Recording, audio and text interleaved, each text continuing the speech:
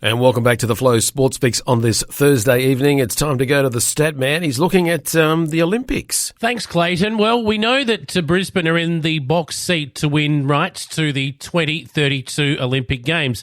Last time we spoke about this topic on the Sports Fix, we spoke about it in terms of what's next in the bid process. But what would a 2032 Games in Brisbane or South East Queensland, it's a regional bid, what would it actually look like in practicality? Well, there's a few question marks about how much it would cost and a few other things, but let's have a look at things like stadiums and the Olympic Village and a little bit more into the nuances of what the Olympic Games in Brisbane could look like in 2032. Let's first of all start by having a look at what has been learned from previous Olympic Games. Greece, Athens, and of course what happened in Rio in 2014 has the IOC a little bit skittish when it comes to countries spending lots of money on big brand new facilities and stadiums that quickly fall into disuse. Now, the Australian Olympic Committee CEO Matt Carroll has told reporters in the past that the Brisbane bid, or South East Queensland bid, I think that's what we need to call it, it's a regional bid, fits the IOC criteria, which is not having to spend too much on new venues. All of the existing venues make up about 85 to 90% of what the venues will be. So that ticks a box for the IOC straight away. There will be some temporary facilities for things such as beach volleyball and the like, and down on the Gold Coast, they will be utilising that. Of course, there is an opportunity that a brand new stadium will be built in Brisbane, known as the Brisbane Olympics Stadium. They're still discussing whether or not to use the Gabba for the opening and closing ceremonies and then using a Carrara or Gold Coast Stadium for athletics, or whether or not to build a brand new Brisbane Olympic Stadium, 50,000 seat capacity, which would host the opening and closing ceremonies as well as the track and field events.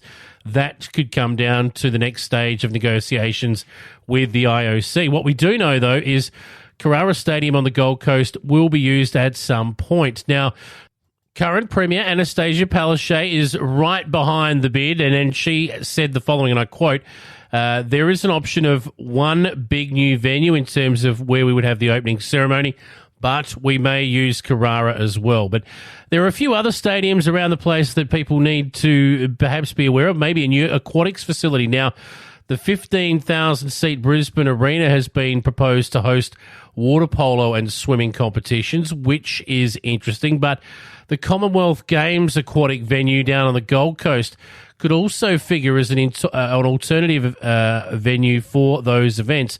Bearing in mind that this bid, as I've repeated a few times, is a whole of South East Queensland bid.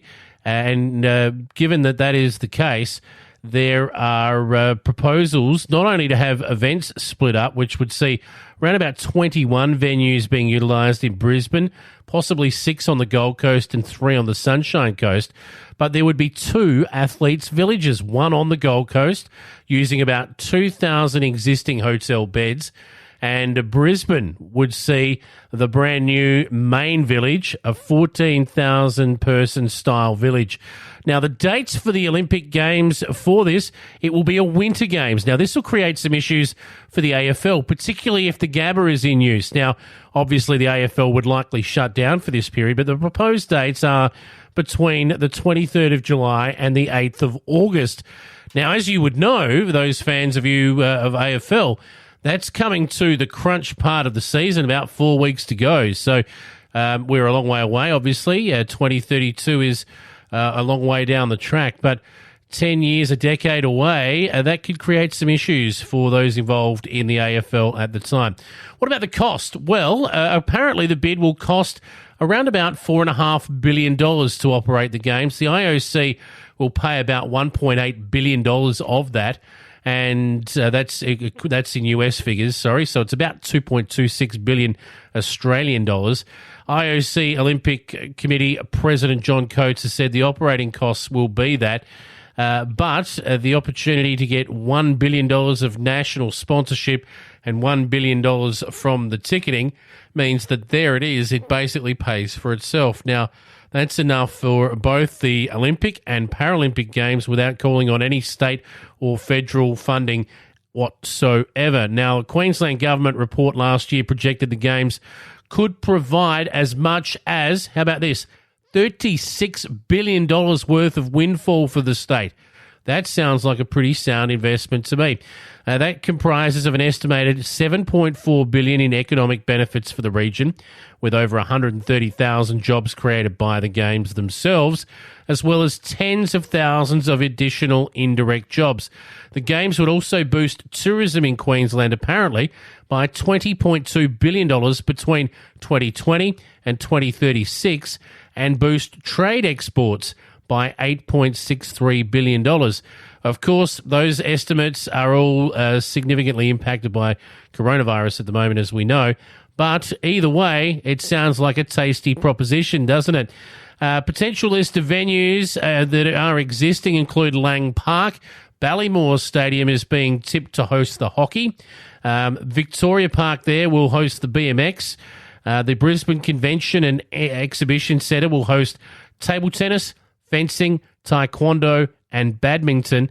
And the Anna Meares Velodrome will be used, obviously, for track cycling and BMX racing as well. Golf is back, and there's talk that the Royal Pines Resort will be the host of the Olympic golf. And the Whitsunday Islands will be used. What about that as a venue for Olympic sailing? So that's what we know at this point. Is it a win? Is it a loss? It's absolutely a win for Australia and for Queensland. We wish them well with their bid. Hopefully, we'll be able to get up and watch the Olympic Games up close and personal in 11 years' time. The winter of 2032 promises to be very exciting for all Australian sports fans. And there's no bigger sports fan that I know than that is the stat man. Jase, he loves his sport, the flow man. We all love our sport, but yeah, I think Jase is probably leading the pack here by a bit. That he loves his sport, and he'll have more to talk about, not just with Olympics, but with local sport tomorrow on the Sport Show. So make sure you're listening out from 5 o'clock tomorrow. Big things that have been happening in local footy and netball right across the region.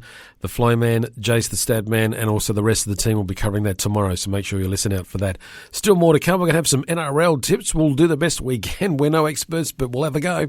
We got that coming up for you, and some other Olympic stuff still to come on tonight's Flow Sports Fix.